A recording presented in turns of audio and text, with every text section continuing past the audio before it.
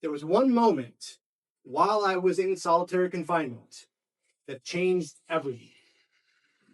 There was a man in the cell next door, and he had been going through it. I could hear him pacing every single day, crying, sobbing in the corner.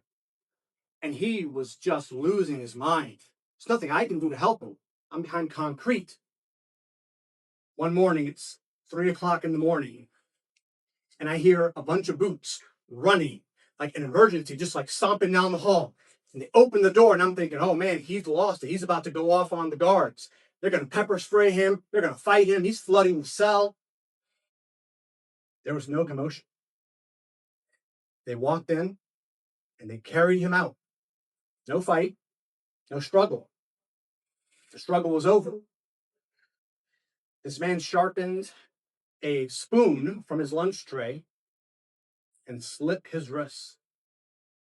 He decided he couldn't take it anymore. To top it off, to make sure that he got the job done correctly, he swallowed 4 AA batteries, popped open so that the acids would eat him up from the inside.